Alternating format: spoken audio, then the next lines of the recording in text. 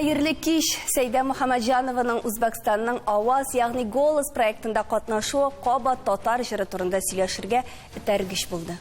Татар җырын кем һәм ни рәвешле дөнья аренасына чыгарырга тырыша, бу хакта без бүген фикер алышырбыз.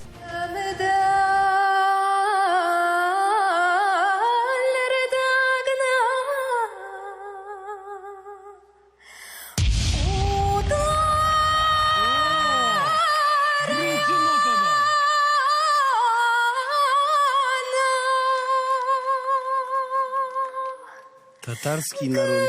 Татарский, да, вариант? Татарская песня.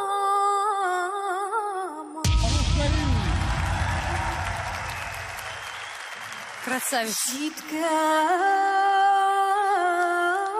Сәйдә бүген Үзбәкстанның Ташкент шәһәрендә һәм ул безнең белән Skype аша элемтәдә. Әйдәк заны сәламлик, Сәйдә, хәерле кич. Сәйдә, ничек кабул иттеләр сине Үзбәкстанда? Шуннан башлыйк әле. Hayırlı kiş barşağızға да. Бик зур рәхмәт мине чакырганыгыз өчен. Әлеге вакытта мин Үзбекстанда, Ташкент шәһәрендә икенче турга әзерләнәбез. Һава торышы ничек анда? Бездә яңгыр ява. Бездә, Аллага шөкер, эссе 30 градус. Икенче турда син нинди телдә җырлаячаксың? Беренче турда инде син татар телендә җыр башкардың, икенче турда нәрсәләр көтә сине? Мин дөресен генә әйткәндә белмим, әйтергә ярыймы, юкмы? Ярый, сезгә әйтим. Сер итеп кенә. Ташкентка әйтмибез. Үзбәк телендә җыр башкарачакбыз. Бик матур җыр. Сәйдә, шундый сорау. Менә бу фестивальгә, конкурска дип әйтик, телевизион конкурска ләгү ул шәхси инициатива булдымы, әллә исә безнең республика патронажында башкарылган эшме бу? Я Үзбәкстаннан чакырдылармы сине? Бу минем шәхси карарым иде. Без, ягъни минем әнием стәҗрибәләрдә күрде менә шундый зур масштаблы халыкара бәйге узачагын һәм миңа тәкъдим итте, катнашып карамыйсыңмы, һәм мин зур теләк белән катнашып карарга булдым. Ялгышмасам, бер көн эчендә син җыенып чыгып киттең әлеге бәйгегә катнашырга дип. Һәм ни өчен менә бу татар җыры сайланды? Акапельна башкардың бит инде сине. Акапельна башкардым, ягъни музыкасыз. Мин әниемә әйтеп куйдым инде, әни, эләксәм мин татарча гына җырлыйм, татар телендә, чөнки мин барлык интервьюларда әйтеп йөрим, минем төп максатым ул татар җырын барлык дөньяга таныту. Инде ни өчен Гөлҗамал, чөнки минем яраткан җырым һәм инде вокаль яктан бөтен булган мөмкинлекләрне күрсәтә. Менә монда шул ук жюри арасында без Фарук Закировны күреп алдык, Луизаның ерак туганы. Ул татар ахаеңны шунда ук сизеп тоеп алды, инде күп кат үзебездә Казанда да булган артист бит инде.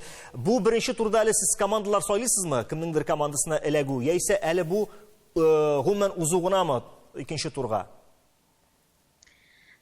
Беренче тур инде узды, менә сез видеоны куйдыгыз. Ул беренче этап, слепое прослушивание дип атала.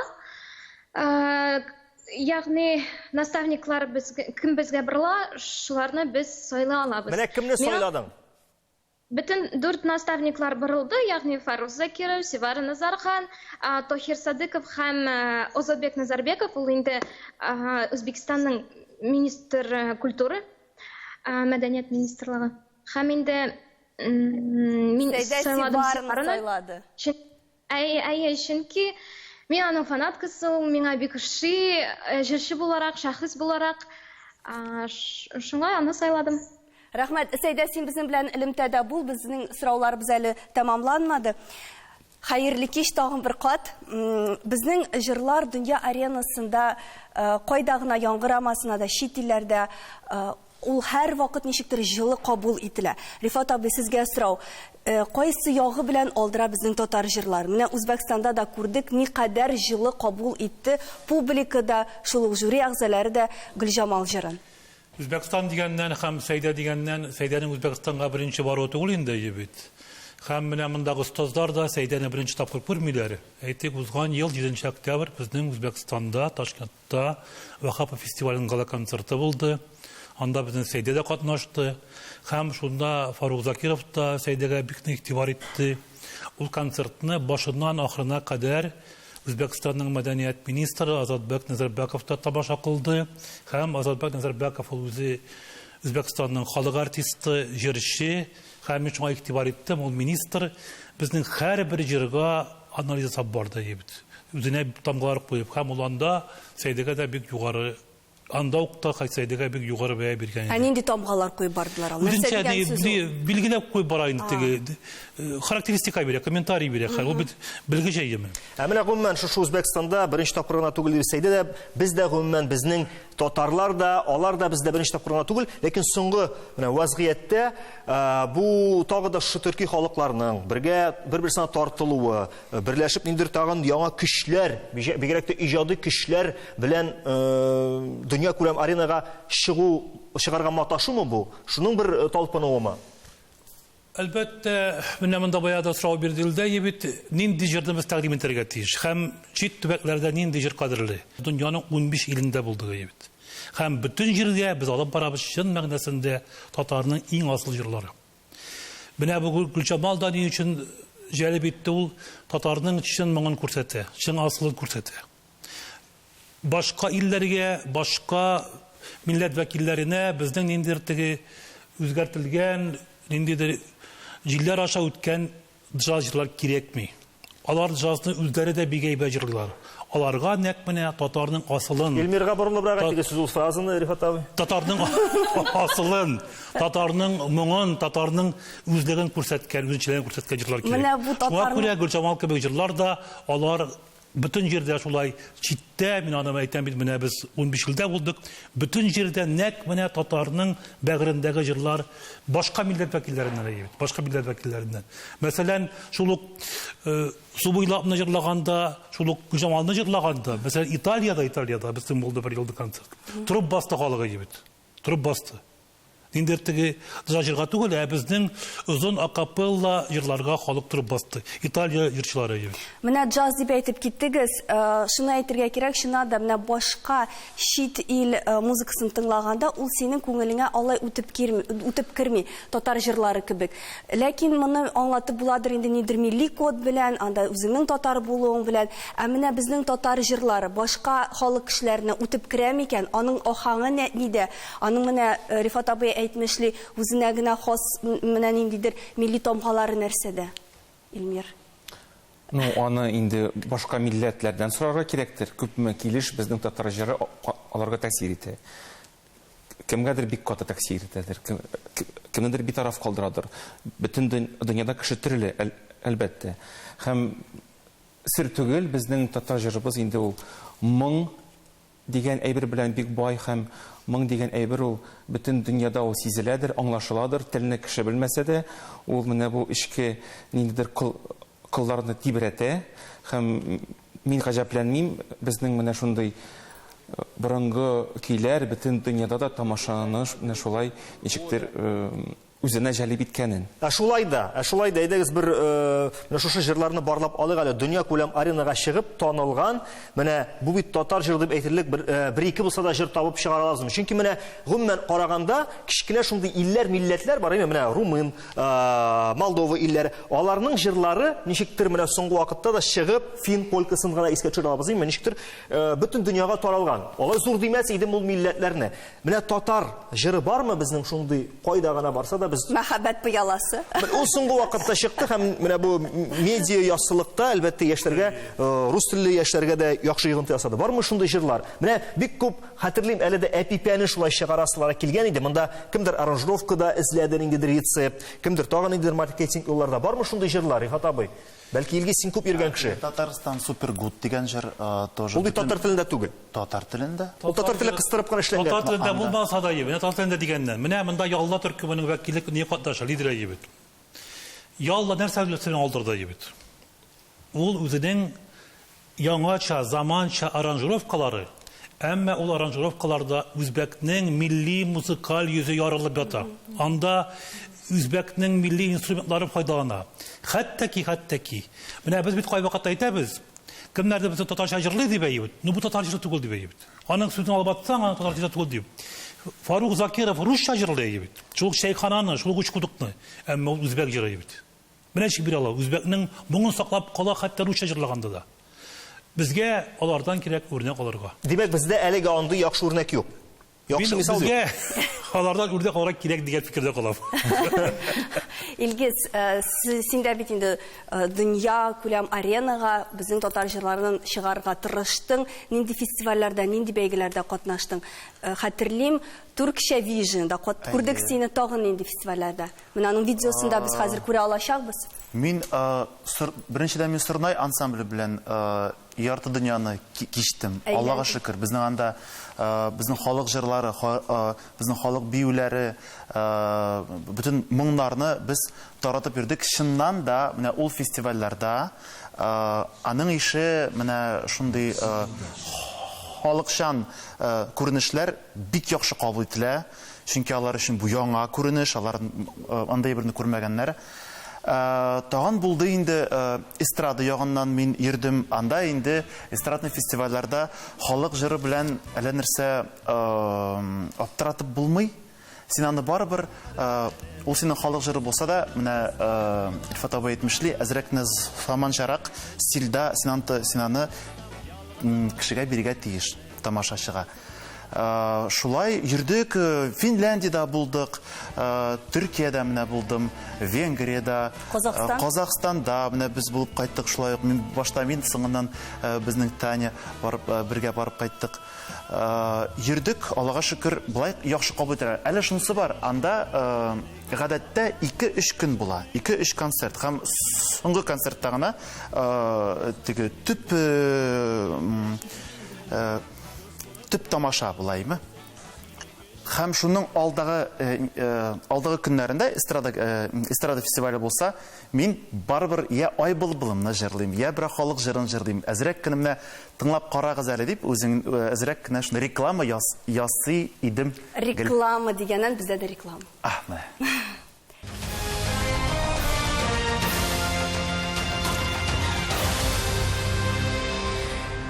Без бүген Татарстанда, Казанда, ләкин безнең бүген шушы темага тәргеш булган героинябыз Сәйдә бүген Үзбәкстанда, Ташкентта, туры эфирда безнең белән. Сәйдә, тагы бер сорау мөмкин булса. Менә шушы проектта катнашуыңның төп максаты нидән гыйбарәт иде? Син үзеңнең аудиторияңны киңәйтәсең киләме? Син татар җырына тагы да бер төрле җәлеп иттерәсең киләме Үзбәкстан аша? Яисә башка максатларда ятамы? Әйтеп үткәнемчә, минем төп максатым ул инде татар җырын, бигрәк тә татар халык җырларыбызны барлык дөньяга таныту һәм Үзбәкстан бәйгесендә катнашу тагын бер адымнарның берсе. Димәк, синең стратегияң бар. Әлбәттә, бу зур адым түгелдер, ләкин ул барыбер менә шушы бер максатка алып бара мине. Һәм инде шул хәтле зур рәхмәт әйтәсе килә Үзбәкстандагы яшәүче халыкка, чөнки алар мине чыннан да бик якын һәм инде җылы каршы алдылар. Шул хәтле хөрмәт күрсәттеләр. Татарларга карата, безгә карата. Һәм бу чыннан да сизелә. Бик зур рәхмәт барга. Болашақта катнашкан «Голос» проектын искә төшерик әле. Анда да сиңа бит иң башта бәлки татар җырын башкармасын, бәлки рус җырын башкарсын дигән шундый тәкъдимнәр булды. Әмма син үз сүзеңдә нык тордың, юк, мин татар җырын башкарам дип, менә ничек ирешеп булды моңа ул вакытта? Һәм монда Үзбәкстанда татар җыры башкарам дигәч, сиңа каршы төшмәделәрме? «Голос» дети проектында Рәсәйдә анда гомумән башка хәл булды. Мин бит инде беренче сезонда үткән идем. Анда миңа горница җырын бирделәр. Ләкин Аллага шөкер, беренче сезонда мин чыгыш ясый алмадым, чөнки наставникларның, жюри әгъзаларының төркемнәре тупланып беткән иде һәм мине калдырдылар икенче сезонга. Икенче сезонга баргач, редакторлар янына музыкаль редакторлар янына кергәч, мин аларга 5 җыр җырладым. Анасы алар миннән сорыйлар, тагы нәрсә җырлый аласың? Ә минем шушы 5 җыр гына иде. Анасын белмим, ниндидер фикер башыма килде. Әйдәгез, мин сезгә татар телендә җырлап күрсәтәм, чөнки менә су буйлап җыры белән мин Татарстанда созвездие йолдызлыкта гран-при алдым. Шулай итеп мин аларга җырлап күрсәттем су буйлапны һәм алдылар шушы җырны. Ә монда Үзбекстанда безнең бит халыклар охшаш һәм алар миннән көттеләр татар телендә җырлау. Үзләре сорап алдылар. Мин әйтәм, Аллага шөкер, менә Гөлҗамалны җырлыйм музыкасыз, акапельно һәм шулай максатыма ирештем монда да. Менә Голос Дети да ук тапкансың инде син уңышның серен, кайда гына барма, кайда гына шушы фестивальдә, конкурста катнашма, татар җыр белән керсәң, гел үтәчәксең. Бик зур рәхмәт, әлегә элемтәдә торса иде. Син Ташкентта ничәсенә кадәр булачаксың? Әлегә 15 майга хәтле. Без сиңа уңышлар теләп калабыз, Сәйдә. Әле элемтәгә керербез. Татьянага сорау бирәсем килә, менә Сәйдәне күреп, Үзбәкстанга кадәр барып җиткәнен аңлап, синдә дә шундый теләкләр уянмадымы? Бәлки бераз ак көнләшүдә барлыкка килгәндер, чөнки синдә безнең милләтнең шундый бер якты вәкиле һәм уйлап куйгансыңдыр. Минем әле җырлар бәлки тагы да әйбәтрәк, үтемлерәк булыр дип. Дөресен генә әйткәндә, менә халык җырларын халыкның үзенә тарату бик авыр миссия һәм мин теге көнләшә, мин әйбәтрәк җырлый алам дип әйтәсе дә килми, әйтмим дә, чөнки мин аны аңлыйм, аны ничек читен булганын беренчедән. Чөнки син анда барасың чит илгә, син анда беркемгә дә кирәк түгел, син анда бер кеше дә көтмәй. Миннән инде мин менә 8 ел. Син моны үз тәҗрибәңнән чыгып әйтәсеңме? Әйе, 8 ел халык җырларын халыкның үзенә менә яңадан таныштырам. Ул эш бик авыр, миңа менә күптән түгел әйттеләр. Ник син вообще ул менә әйбер белән шөгыльләнәсең? Эстрадага бар да, менә бөтен кеше җырлаган шикелле җырла. Аннары мин уйлыйм, минем консерватория белемем дә бар, теоретик яктан. Аннары мин Венера Хатовнада көллияттә укыйм. Вокаль яктан тоже белемем бар. Менә шуларны икесе бергә булып, шуның җаваплыгын тоясың да, дәвам итәсең үзеңнең сайлаган юлны. Менә Рифат абый ялганнарга бирмәс, сиңа кичкенә генә киңәш, Сәйдә кебек шит җирләргә, шит Мәскәүләргә, Үзбәкстанга барып, бераз гына булса да уңыш ирешсәң, безнең халык үлеп сине кабул итәчәк. Менә шулай шул, менә чит илгә бармыйча, әле монда кадерен дә белмәскә вакыт.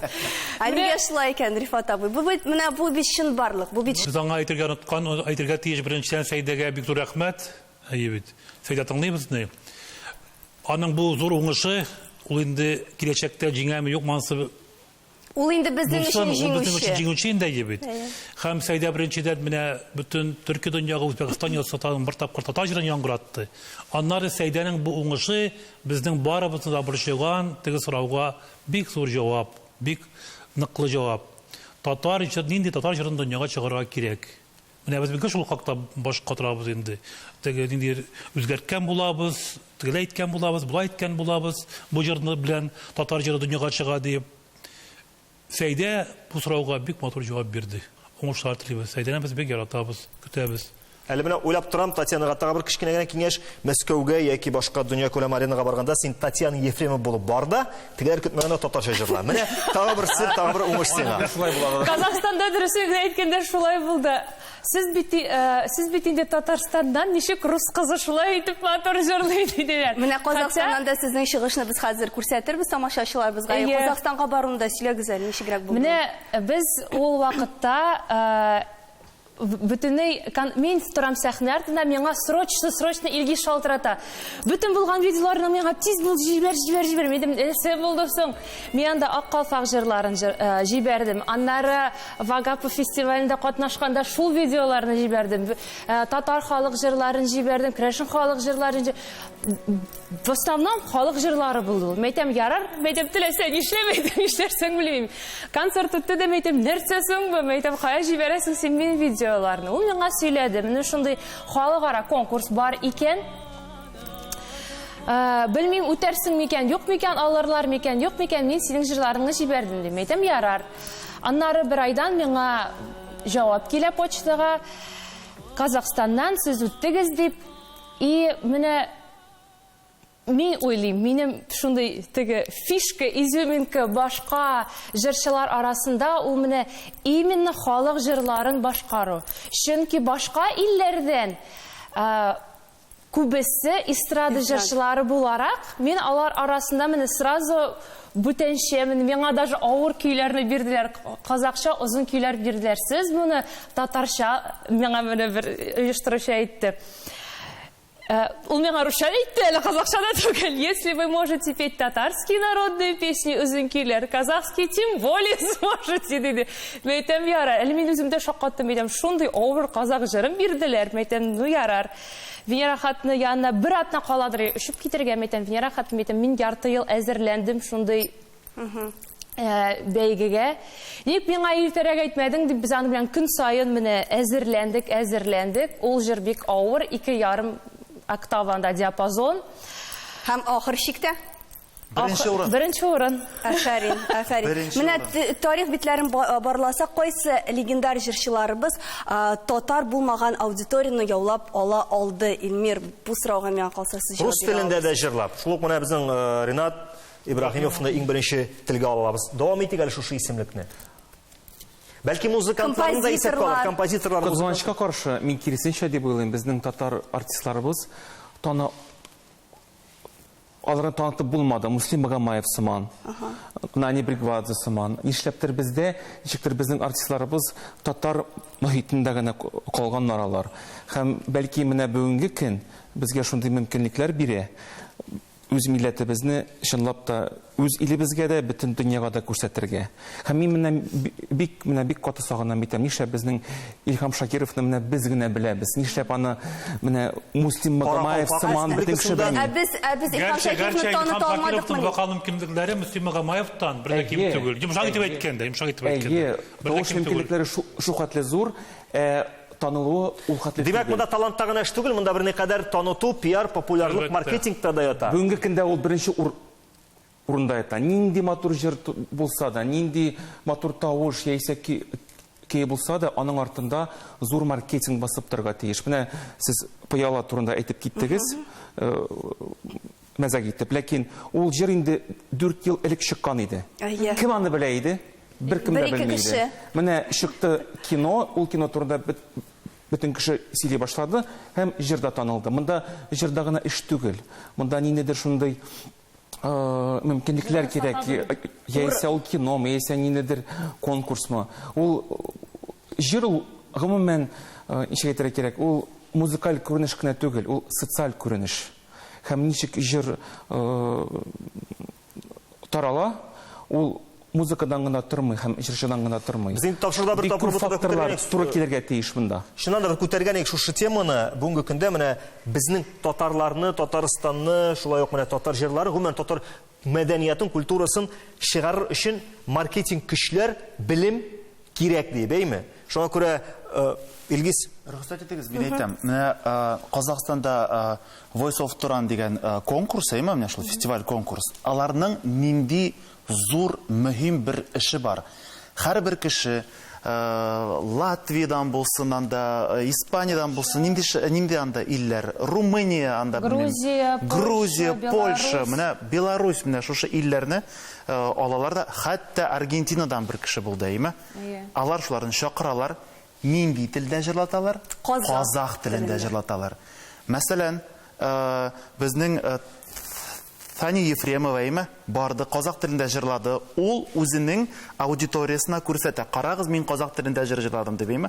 Менә хәзер мөрәшекләр чабыша. Бу бит шундый зур эш. Нишләп безгә шулай эшләмәскә? Илгиз, менә бу яхшы фикердә без бүгенгә саубулашабыз, Сәйдә, сиңа тагын бер кат уңышлар теләп, без синең өчен җан атабыз. Рәхмәт сиңа.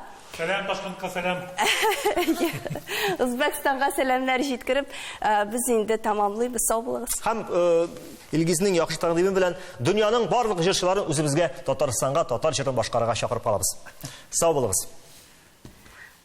Рәхмәт. Бик